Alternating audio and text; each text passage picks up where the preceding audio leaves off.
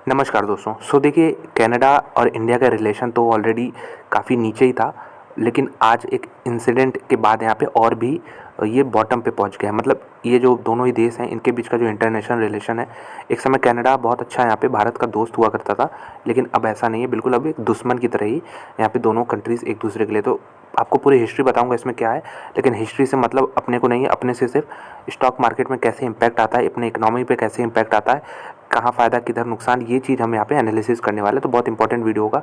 तो अभी देखिए, ये जनाब G20 में भारत आए थे, तो इनका यहाँ पे प्लेन में कोई दिक्कत थी, 2 दिन तक यहाँ पे भारत में ही थे। उसके बाद वहाँ जाते हैं तो एक यहाँ पे खालिस्तानी टेररिस्ट है, उसकी यहाँ पे डेथ होती है। तो उसका इन्होंने सीधे सीधे आरोप लगा दिया इंडिया पे कि इंडिया के स्पाइज़ हैं, या फिर इंडिया के आप कह सकते हो कि डिटेक्टिव्स हैं, जो कि इनको ऐसा लगता है कि कनाडा में इस टेररिस्ट को मरवाने में उन्होंने मदद किया है। तो सीधे सीधे इन्होंने ऐसे आरोप लगा दिए भारत पे, जो कि मेरे ख्याल से गलत है, क्योंकि इंडिया दोस्तों किसी भी कंट्री का आज तक हिस्ट्री रहा है, पूरा इतिहास रहा है, किसी दूसरे कंट्री के इंटरनल मैटर में नहीं हस्तक्षेप करता, और बल्कि सिर्फ कहेगा कि आप इनको देखिए, आपके देश में एंटी इंडिया स्टांस लिया जा रहा है। और ऑस्ट्रेलिया में अगर कुछ होता है तो यहाँ पे इंडिया कहता है कि वहाँ पे भी खालिस्तानी लोगों को आप कंट्रोल करिए। तो सिर्फ इंडिया आज तक कहता था, लेकिन किया नहीं है। लेकिन ये जस्टिन ट्रूडो ने यहाँ पे सीधे सीधे आरोप लगा दिए भारत पे कि ऐसा भारत ने किया, इस खालिस्तानी टेररिस्ट को भारत ने मारा है। तो एक इन्होंने और बड़ा डिसीजन लिया है जस्टिन ट्रूडो ने कि इंडियन डिप्लोमेट जो कनाडा में काम करते हैं उनको सीधे सीधे कह दिया, आपको यहाँ पे छुट्टी करते हैं, आपको यहाँ से निकालते हैं। तो बहुत बड़ा डिसीजन होता है किसी देश के डिप्लोमेट को यहाँ पे एक्सपेल करना, और यहीं पे जस्टिन ट्रूडो ने किया है। तो बेसिकली बहुत बड़ा इसका इफ़ेक्ट पड़ने वाला है। और आप इकोनॉमिकल अगर इफ़ेक्ट देखेंगे तो इंडिया के बहुत सारे स्टूडेंट्स वहाँ पढ़ते हैं कनाडा में। कनाडा की बहुत सारी कंपनियाँ जो हैं इंडिया में काम करती हैं, और कंपनियों से ज़्यादा बड़ा यहाँ पे एक इन्वेस्टमेंट फ़ंड है जो कि इंडियन कंपनी में काफ़ी बड़ा स्टेक रखती है। तो वो एक इम्पैक्ट होने वाला है इंडियन मार्केट्स में, आप इस हिसाब से इसको समझिए। तो एक बार पूरा यहाँ पे डिटेल देखते हैं, उसका फिर क्या इम्पैक्ट पड़ रहा है ये भी समझते हैं। तो यहाँ पे देख सकते हैं, कैनेडियन प्राइम मिनिस्टर ने एक्यूज़ किया भारत को कि जो खालिस्तानी टेररिस्ट है, इसका नाम है हरदीप सिंह निज्जर, इसको यहाँ पे भारत ने मरवाया है। तो उसके बाद भारत ने कहा ये बिल्कुल एब्सर्ड है, बेतुकी बयान है। और यहाँ पे अगर देखें तो यूएस भी यहाँ पे बीच में कह रहा है कि हम बहुत कंसर्न्ड है कि ऐसा हो रहा है। तो सबको यहाँ पे देखिए मौका मिल जाता है। और बेसिकली कनाडा की अगर आप बात करें दोस्तों, कनाडा एक ऐसा हब बन चुका है एंटी इंडिया एक्टिविटीज़ के लिए। और बेसिकली पहले देखिए पाकिस्तान से फंडिंग आती थी, अगर भारत को तोड़वाना है, भारत में अलग अलग यहाँ पे स्टेट्स को, यहाँ पे नेशन, जैसे खालिस्तानी क्या है, यहाँ पे खालिस्तानी मूवमेंट यही है कि जो पंजाब वाला एरिया है इसको हम अलग देश बनाएंगे। जैसे मुस्लिम का एक देश हो गया पाकिस्तान, वैसे ये लोग कहते हैं हम हिंदुओं के साथ नहीं रहेंगे, जबकि ये हिंदू का देश नहीं है, जबकि एक सेकुलर देश है, सभी लोग रहते हैं यहाँ पे। तो ये चीज़ खालिस्तानी यहाँ पे मांग कर रहे हैं, जो कि बिल्कुल भी गलत है, वाहियात है यहाँ पे। तो इसका जड़ कहाँ है? कनाडा में। ये सब यहाँ पे आप कह सकते हैं इनका बेस है, यहीं से ये सारे मूवमेंट चालू करते हैं। तो पहले पाकिस्तान फंडिंग करता था, पैसे देता था भारत को, भारत में मतलब ये जो एंटी इंडिया एक्टिविटीज़ हैं इसको फंड करता था। लेकिन अब पाकिस्तान की स्थिति खुद कंगाल हो चुका है, तो वो कहाँ से पैसे देगा? तो कनाडा में ये सब शिफ्ट हो चुका है। और जितने भी डेवलप देश हैं, ऑस्ट्रेलिया आप देखिए, कनाडा है यहाँ पे, कनाडा सबसे बड़ा। और यूके में भी अभी देखा होगा आपने, यहाँ पे हाई कमिश्नर के बिल्डिंग से यहाँ पे जो इंडियन फ्लैग उतारा गया था, वहाँ पे खालिस्तानी फ्लैग लगाया गया था। तो ये सारी एक्टिविटीज़ जो हैं ये हब बन चुकी हैं। और बेसिकली ये सब डेवलप देश हैं, यहाँ पे जो लॉ है यहाँ पे इनको फेवर करती है। फेवर मतलब इन द सेंस कि जब तक कुछ बड़ा ना हो जाए ये लोग यहाँ पे एक्शन नहीं लेते हैं, जबकि हमारे लिए एक बहुत ही बड़ा ये नेशनल इंटीग्रिटी और सिक्योरिटी के लिए थ्रेट है। लेकिन ये सारी ही जो देश हैं ये कुछ भी नहीं करते, बस बन के तमाशा देखते हैं। तो यही चीज़ हुआ है कनाडा में।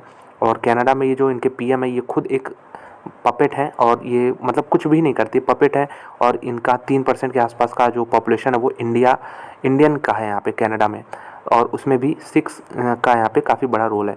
तो बेसिकली पॉलिटिकल गेंस के लिए, पॉलिटिकल पावर के लिए, ये खुश करने के लिए ऐसा करते हैं, लेकिन बिल्कुल ये एंटी इंडिया एक्टिविटीज़ हैं। तो भारत ने कहा है कि ये मोटिवेटेड है, किसी मोटिवेशन से कहा जा रहा है कि हमने यहाँ पे हमारा रोल है, हमारा कोई रोल नहीं, भारत ने ऐसा कहा है यहाँ पे।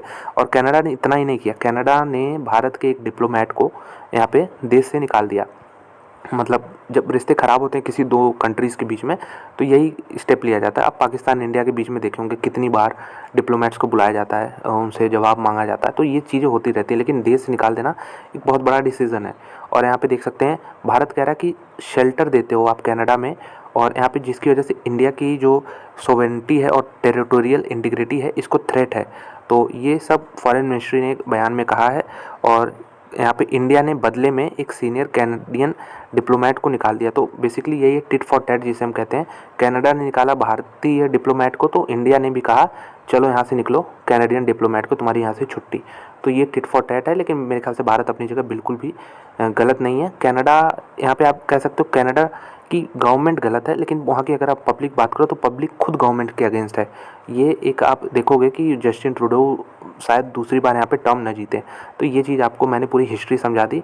और एक यहाँ पे आखिरी बार क्लैरिफाई कर दूँ, जो ऑफिशियल यहाँ पे इंडिया की तरफ से हम आ गए हैं, देखिए मिनिस्ट्री ऑफ एक्सटर्नल अफेयर्स के वेबसाइट पे, और जो इंडिया ने ऑफिशियली कहा है इसको एक बार आपको यहाँ पे पढ़ना चाहिए। यहाँ पे क्या लिखा भारत ने कि हम यहाँ पे वी हैव सीन, हम देखें और रिजेक्ट करते हैं जो कैनेडियन प्राइम मिनिस्टर का और जो उनके पार्लियामेंट में उन्होंने बयान दिया, इसको हम पूरी तरीके से रिजेक्ट करते हैं, भारत ने कहा है।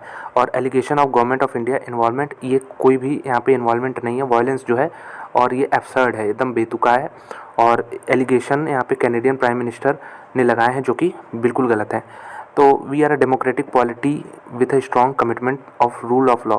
तो बेसिकली इंडिया एक बहुत ही स्ट्रॉन्ग यहाँ पे डेमोक्रेटिक नेशन है और डेमोक्रेसी फॉलो करता है। तो ये सब तो चीज़ें शायद ही आपने देखा होगा इंडिया किसी दूसरे कंट्री के इंटरनल मैटर में घुस के ऐसा करता होगा, नहीं करता भाई इंडिया।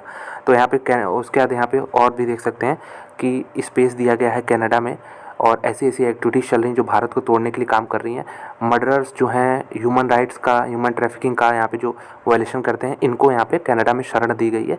तो इंडिया ने कहा, इंडिया ने खुल के यहाँ पे जवाब दिया है। तो बेसिकली देखिए ये जो जस्टिन ट्रूडो हैं, मुझे तो सारी दिक्कत इनसे ही दिखती है कि इनका देखिए सोचने का तरीका बिल्कुल उल्टा है। और जो कैनेडियन पब्लिक है, आप ये मत सोचिएगा कैनेडियन पब्लिक इसकी इसमें गलती है, कैनेडियन पब्लिक खुद इनको जैसे मौका मिलेगा उखाड़ के फेंकेगी। तो जस्टिन ट्रूडो का यहाँ पे आप कह सकते हो कि ये सिर्फ वहाँ के जो खालिस्तानी टेररिस्ट आप कह लो या फिर कुछ भी कह लो, उनको खुश करने के लिए, उनसे वोट उनका क्योंकि इन्फ्लुएंस है थोड़ा बहुत, तो उसको करने के लिए, पॉलिटिकल गेन करने के लिए करते हैं। लेकिन वहाँ की पब्लिक मेरे ख्याल से खुद इनको रिजेक्ट करेगी। तो बिल्कुल यहाँ पे टिट फॉर टैट हुआ है। और यहाँ पे जो रिलेशन है वो बहुत नीचे आ गए हैं कनाडा और इंडिया के। एक बार जल्दी से हम अपना इकोनॉमिकल एस्पेक्ट भी देख लेते हैं। ये तो मैंने जियो पॉलिटिकल आपको बता दिया पूरी हिस्ट्री।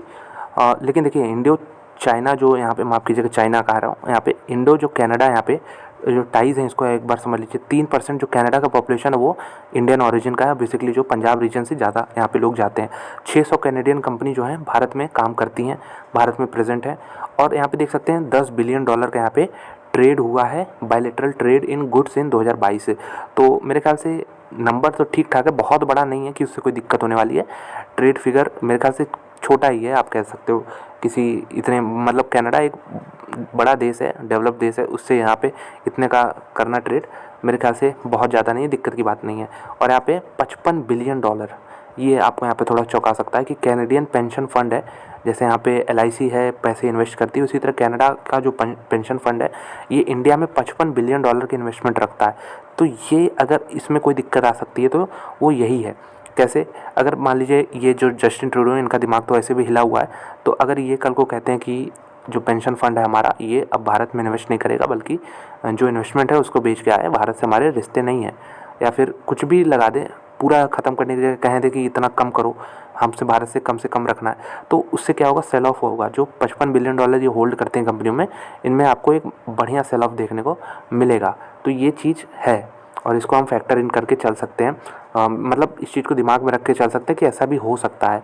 और यहाँ पे देख सकते हैं लगभग 2.5 लाख स्टूडेंट्स जो कनाडा में यहाँ पे पढ़ते हैं। तो ओवरऑल मैं कहूँगा कि भारत और यहाँ पे कनाडा का जो रिलेशन है, ये देखिए बार बार मेरे मुँह से चाइना निकला, तो मतलब कोई सिग्निफिकेंस है नहीं, बहुत बड़ा नहीं है। हाँ, भारतीय यहाँ पे काफ़ी ज़्यादा हैं और यहाँ पे स्टूडेंट्स काफ़ी ज़्यादा हैं। 3% भारतीय यहाँ पे कैनेडियन कनाडा में रहते हैं और 600 जो कंपनियां काम करती हैं, इनमें से आपको कोई बहुत बड़ी कंपनी नहीं देखने को मिलेगी। लेकिन बस एक दिक्कत है, $55 बिलियन का ये भी देख सकते हैं, इंडियन इकोनॉमिक साइज़ में $55 बिलियन कुछ भी नहीं है। यहाँ पे आपका इकोनॉमी हो गया है 3,700, अगर आप कह सकते हो इतने $बिलियन का है। मतलब ये मैं GDP बता रहा हूँ।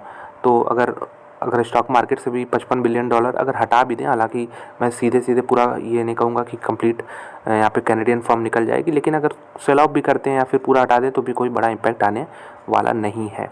तो ये रहा पूरा, और शायद ही कोई निकालेगा क्योंकि ये मूर्ख तो हैं लेकिन इतने बड़े मूर्ख नहीं होंगे कि जो एक ग्रोइंग नेशन है, जो एक डेवलपिंग नेशन है जहाँ पे पैसा बनता है, और ये जो फर्म यहाँ पे इतना पैसा लगा के बैठी है शायद ही अपने ईगो में आके ऐसा करे, क्योंकि ये पैसा भी यहाँ पे बनाएंगे, क्योंकि इंडिया एक ऐसा देश है जहाँ पे ग्रोथ काफ़ी भर भर के आगे मिलने वाला है। तो शायद ही एक बेवकूफ़, महाबेवकूफ़ ऐसा आदमी करेगा कि रिस्ट्रिक्शन लगा दे ट्रेड पे और यहाँ पे कह दे अपने पेंशन फंड को कि वहाँ पे आपको नहीं रहना। तो ये चीज़ें आप यहाँ पे देख सकते हो। तो कंपनियाँ कौन कौन सी हैं, आप आते हैं अपने फाइनल पॉइंट पे कि इसमें कौन कौन सी कंपनियाँ हैं।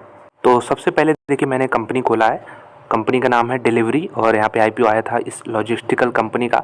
इसमें आप देखेंगे तो प्रमोटर नहीं है दोस्तों कोई, और यहाँ पे सारी होल्डिंग मेजॉरिटी जो है एफआईआईज होल्ड करते हैं।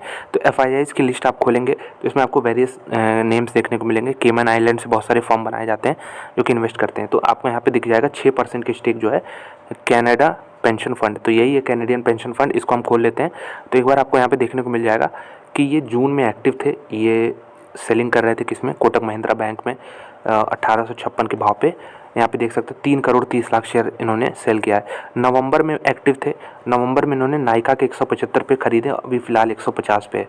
तो यहाँ पे तो लॉस है। हालांकि ये लोग लंबे समय के लिए टिकते हैं तो ये सब लॉस प्रॉफिट नहीं देखना चाहिए अभी। अगर हम बात करें एसबीआई में भी ये पिछले साल एक्टिव थे और इन्होंने सेलिंग की है इस भाव पे। तो बेसिकली यहाँ पे देख सकते हो ज़्यादातर सेलिंग कर रहे हैं एसबीआई में। मतलब पहले की जो बाइंग है यहाँ पे देख सकते हैं, ये सब पहले का है 2013, 14, 15। तो ये सब जो पहले की बाइंग है थोड़ी बहुत यहाँ पे सेलिंग की है। लेकिन अब फ़िलहाल की क्या स्थिति है तो ये आपको मैंने पूरा यहाँ पे रख दिया सामने। अगर आप देखो तो डिलीवरी में इनका 6% स्टेक है जो कि बड़ा स्टेक है, तो डिलीवरी पे इफेक्ट पड़ सकता है। और यहाँ पे नाइका में लगभग 1.5% है, बहुत ज़्यादा नहीं है। नाइका में लगभग 1.5% इनका स्टेक है। और इंडस टावर यहाँ पे 2% है। तो ये कंपनी तो वैसे भी बहुत कम लोग यहाँ पे इसमें ध्यान देते हैं कि फंडामेंटल्स कंपनी के बहुत स्ट्रांग नहीं है, तो इसको हम इग्नोर कर सकते हैं। इसके अलावा कोटक बैंक में देख सकते हैं घटाते हुए इनका एक समय 6, 6.5 हुआ करता था, आज यहाँ पे 2.5 के आसपास है। तो ये अच्छी बात है और यहाँ पे इन्होंने सेलिंग की है। और 197 कम्युनिकेशन, इसमें ये धीरे धीरे स्टेक बढ़ा रहे थे। यहाँ पे देख सकते हैं आप कि 1.5% से यहाँ पे 1.75 पहुँच गए। पेटीएम की बात हो रही है यहाँ पे, तो ये इन्होंने यहाँ पे स्टेक खरीदा है। इसके अलावा एसबीआई लाइफ में रीसेंट डेटा तो नहीं है लेकिन जब तक पिछला डेटा था यहाँ पे 2.86% स्टेक रखते थे। तो एसबीआई लाइफ भी एक आप कह सकते हो यहाँ पे इनका बड़ा स्टेक, क्योंकि बड़ी कंपनी है यहाँ पे। जोमेटो में लगभग 2.37% स्टेक इनका है। तो ये कुछ कंपनीज़ हैं, इसके अलावा और भी हो सकती हैं, लेकिन जो बड़ी बड़ी कंपनियां मैंने आपको यहाँ पे दिखा दी, डिलीवरी हो गई, Nykaa, Indus tower, Kotak, Paytm और यहाँ पे एसबीआई और जोमेटो। एसबीआई लाइफ है। और तो ये कंपनियों पे कल आपको यहाँ पे, कल मतलब जब मार्केट ओपन होगा तो आपको यहाँ पे इफेक्ट देखने को मिल सकता है, एक नेगेटिव इफेक्ट देखने को मिल सकता है। और जो अच्छी कंपनियाँ होंगी उसको आपको सपोर्ट के पास यहाँ पे बाई करना होगा। मतलब जो लॉन्ग टर्म के इन्वेस्टर है वो बाई करके चल सकते हैं। इसमें कोई सेल ऑफ कर, अगर ये सेल ऑफ होता भी है, देखिए कैनेडियन पेंशन फंड भले ही कल सेल ऑफ ना करे, मतलब अपना माल ना बेचे, लेकिन एक मार्केट में एक सेंस होता है ना, पैनिक बनता है नेगेटिव न्यूज़ पे। तो ये नेगेटिव न्यूज़ का फ़ायदा उठा सकते हैं। और इनमें से जो अच्छी कंपनियां हैं, अच्छी कंपनियां इन द सेंस कि एसबीआई लाइफ आपकी सही है और इसके अलावा कोटक बैंक, तो मुझे तो ये दोनों कंपनियां सही लगती हैं। बाकी सब भी अच्छी होंगी लेकिन उसमें ज़्यादा यहाँ पे इससे अच्छी ये दोनों कंपनियां कोटक और एसबीआई। तो इन दोनों में मौका मिले सपोर्ट के पास आप, कल शेयर मिलता है या फिर जब भी आगे इस तरह की न्यूज़, क्योंकि ये डेवलपमेंट चलेगी, तो सपोर्ट के पास आप यहाँ पे बाई कर सकते हो। अगर आप कमेंट करते हैं तो इन दोनों ही कंपनियों के, दोनों ही क्या सारी कंपनियों को मैं टेक्निकल एनालिसिस भी कवर करने की पूरी कोशिश करूँगा ताकि सपोर्ट और रेजिस्टेंस का हमें पता चल सके। तो यही था पूरा वीडियो। पहले मैंने आपको आधे वीडियो में समझाया जियोपॉलिटिकल, और आधे वीडियो में मैंने आखिरी के जो 7 मिनट थे यहाँ पे समझाया आपको इकोनॉमिकल और यहाँ पे मार्केट पे क्या इम्पैक्ट पड़ने वाला, जो कि हमसे हमारे जो चैनल है इससे रिलेटेड था। तो ये जियोपॉलिटिकल भी बहुत लोग जो नहीं जानते होंगे वो यहाँ पे समझ सकते हैं। तो ज़रूर पूरा देखिएगा वीडियो, क्योंकि बहुत सारे लोग यहाँ पे जियोपॉलिटिकल सोच के वीडियो ख़त्म कर सकते हैं नहीं, लेकिन उसमें मैंने बैकग्राउंड दिया है।